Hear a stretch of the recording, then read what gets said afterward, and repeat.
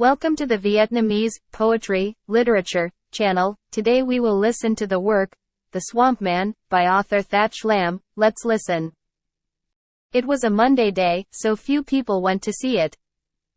In front of the Pathé Cinema, there were only a few students standing with their heads tilted up, looking at the messy advertisements posted on the wall. One or two Western soldiers wandered around, cigarettes in their mouths, hands in their pockets, their gestures absent-minded and boring. It seemed like they didn't have any other outings, so they reluctantly came to watch the football match. When I entered the theater, it was still early. However, the lot and first-class seats were already crowded, all French. I went into the second-class row and chose a seat in the middle. In all, more than a dozen people sat scattered in the same row as me. Immediately, I was startled to notice a dresser sitting a few seats away from me, turning to the side and talking to a little girl. The first feeling I had was surprise. A Frenchman, and a woman, sitting in second class with everyone else. I wondered why that lady didn't take a lottery ticket, or at least a first-class ticket, to sit with the elegant French people I saw majestic and contented in those rows. From time immemorial, we are so used to seeing the French sitting in the upper ranks that I cannot imagine that they could sit in the lower ranks. There was never a moment when I thought that the other person didn't have enough money to pay for a first-class ticket. I noticed that, like me, other people sitting around were curiously looking at the dresser. But they looked too rudely and attentively. In those eyes, sometimes a glimpse of indifference and aversion flashed. The French woman also seemed to realize that, so she tried to make the video smaller, and always looked down at the program on her lap. The little girl knelt on the chair next to her, her back to the screen, playing with her mother's leather hat. She occasionally laughed and whistled. At that moment, the mother quickly looked around, then signaled her child to shut up.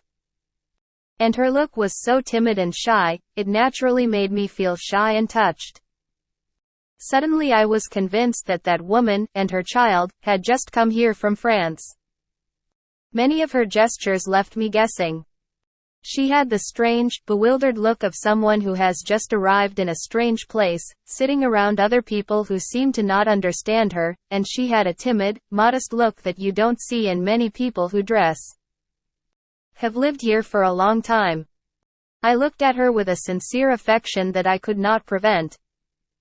She dressed very simply, all in black. Perhaps she was in mourning. Mourning a parent, relative or husband. I don't know why. I'm sure your husband passed away, leaving you that little girl. Every time the girl turned back to this side, I realized that the two of them, mother and daughter, were so similar. The same oval face, the same blonde hair, and especially the big eyes, moving slowly, always looking out into the distance. A look of quiet sadness and contemplation lingered on that woman's face. Sometimes she hugged her child and held her tightly to her heart, as if she were afraid of the antipathy she sensed around her. Mother and daughter whispered words to each other that I couldn't hear clearly, but I'm sure they were full of love. When it got dark in the theater, I didn't think about watching a movie anymore. All my attention was focused on that woman. My mind imagined her life, a middle-class woman in France, a worker who perhaps, because of her husband's death, was depressed and went to the colonies to stay away and forget. I feel like she is so alone, so confused in this country. I understand her sadness and coldness. Right now she is probably daydreaming about her homeland on the other side of the West, the small village on the hillside, the church bell high above the trees and grass fields. A few cows crouched on the clear stream where the village friends were washing clothes on the washing table. I have read many French novels, so I can clearly imagine that person's life.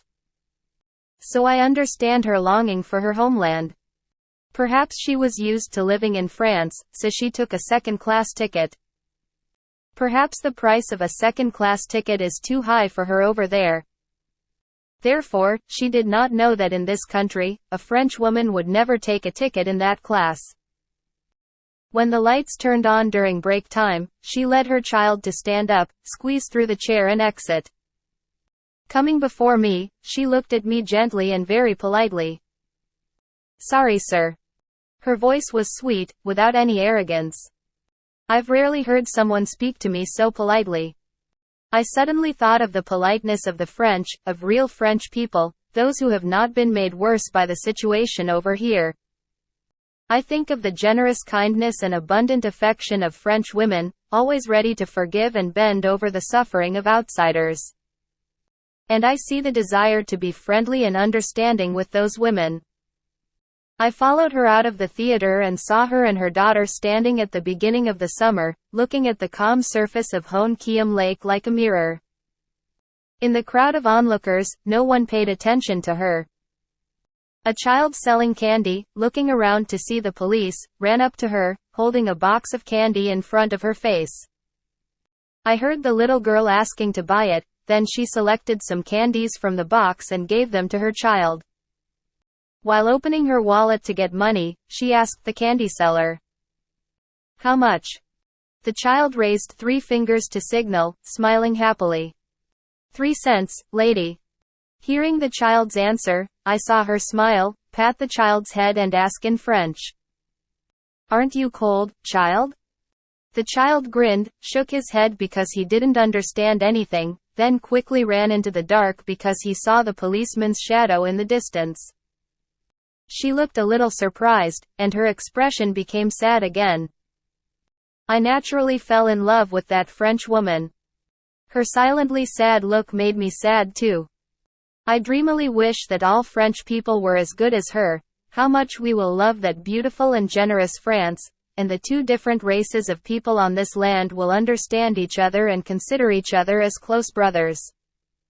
When the lightning dissipated, it began to rain dust and cold wind. Seeing the mother and her child walking slowly on the deserted road, I just wanted to run after her and tell her my loving feelings, my respect for pain, my love for a benevolent person. But I just stood quietly, watching until the 2 disappeared into the darkness, then I leisurely returned, feeling uneasy and angry for no reason. From then on, I never saw her again. Later, many times when I went to watch football, I kept looking but could not see the mother and her child anywhere. Perhaps she has gone to another province? And every time I leave the theater late at night, I often walk around the lake to remember the gentle image of that woman. She probably has a job now. At the end of the work, please support me with the like button and subscribe to the channel to listen to more works.